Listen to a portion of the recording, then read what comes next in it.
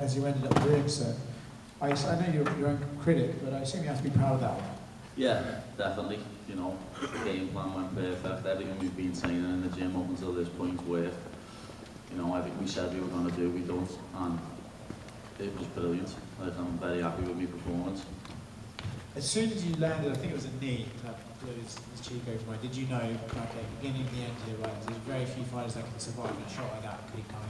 Yeah, there's no blood in the water, and I've got proper killer instinct. So, but the one thing I did do is obviously I ran out and started putting it on him, and then we spoke about it beforehand. The wounded animal is the most dangerous one. And you've seen it with Chandler before, when he's hurt, he swings wild and he catches people, so I thought this is the time to take him down. This is the time to put him on his back and put a beating on him. And obviously I went for the submission at first, but after watching Charles fighting for 5 rounds, that's why Charles never got the finish. He was hunting a submission. And I just knew I could TKO him on the floor with ground and pound. I assume there are probably times before this in your career that you would not have been that smart and made that choice.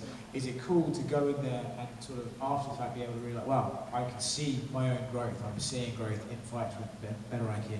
Yeah, I think I've got the best fight IQ in the game, other than John Jones. I think I've got the best fight IQ in the game. I don't think anyone's got better fight IQ than me.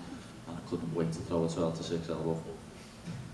He pretty much got you with one of the best nut shots I've ever seen. You know, we spoke about, he said he was a dirty bastard in the cage. Do you reckon he did that on purpose, or was that? I don't know what I mean. As I say, I like Mike, he's a nice fella. He's very respectful and nice outside the cage, but when he gets in it, he hit me with about 4 punches in the back of the head in the first round. You know what I mean? Nothing even got said to him. But you never know, he might have kicked me on purpose because he needed a little break. Everyone was questioning my cardio going into this fight, saying that I wouldn't be able to keep up the pace with Mike. And it was him that was gassing, not me. I felt fresh. So because of that, when he kicked me in the balls, it was a flush kick as well. It was me dick and my balls were still here when I said let's go. But as I say, I knew he was tired. I could see he was tired, so I was like, I'm not giving him this breather so he can get all his breath back and swing a big punch at me. I just got right back into the action. He also landed, it has to be said, in the first round, pretty solid right hand on you. I suppose there's probably 3 words that could sum up why that didn't hurt you more, is there? Scousers don't get knocked out, lad, you know that. But, laddie, I think the calf kick I hit him with when he hit me with the right hand hurt him more than the right hand hurt me. And we said this beforehand, he's gonna hit me, you know what I mean? We're in a fight, he's gonna get me at one point. But my chin's never been cracked and it's never gonna, it's not gonna happen.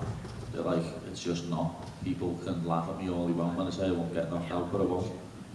He wasn't the only fight you nearly got into tonight, though. We saw a video of him backstage with Robbie Covington. Mr. Irrelevant, trying to stay relevant. The fucking whopper. Yeah, what was that about? Just come over, start and chat shit, didn't he, lad? Because he seen there was a camera. Come over and start to say, oh, you fight scrubs. Like, lad, he said something about Chandler being 2-4 or something. Isn't he 2-4 in his last 6?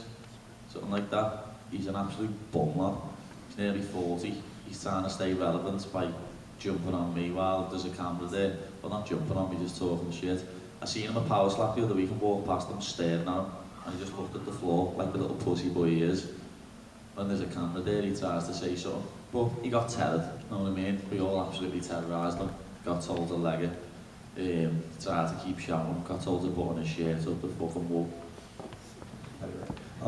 You know, when Michael, his stance is so heavy on his feet because he likes to explode in that straight line, and you seem to really compromise him early in that first round with those leg kicks. So you said, you know, Charles put the game plan out there, basically the perfect game plan. So was that the game plan to just kind of kick his legs out from under him and tire him out? It was part of the game plan, yeah, but at the same time, we said, don't want to kick too much because of what happened in the first round when I kicked him and he hit me with the right hand. So that's why I was pumping my jab out loud, using my jab, trying to use a lot of feints to get inside and catch him. Like, he didn't really get near me at all on the feet. Everyone was saying I'm going to get knocked out on the feet, and he nearly got knocked out on the feet, you know what I mean? So, yeah, I'm very happy with the performance. I've done so many things in that fight, what we worked on in fight camp, and like stuff that I've done with Paul, Ellis, Adam, and my boxing coach Chris, all that sort of stuff. All the cardio work that I've done with my S&C coach Paul Reed come into play, because as I was saying before, I didn't feel tired one bit there, and Chandler was blown out of his ass. So, like, I don't think I would have put on a much better performance, to be honest.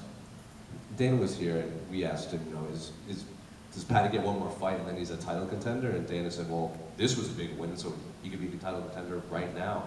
You named a few guys there you would want to fight. You also said you wouldn't mind fighting Charles Oliveira in Abu Dhabi. So is that the plan? One more fight, title shot for you?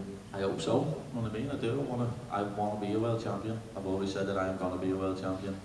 And beating a former champion like Charles Oliveira, who had 2 title defences, he gets called the best submission artist the UFC's ever seen. So I'd love to go up against that because I think I've got better submissions than Charles Oliveira. Last one for me. 1 year from now, do you think you have the UFC title? I fucking hope so. 2026, lad, I want that belt wrapped around my waist.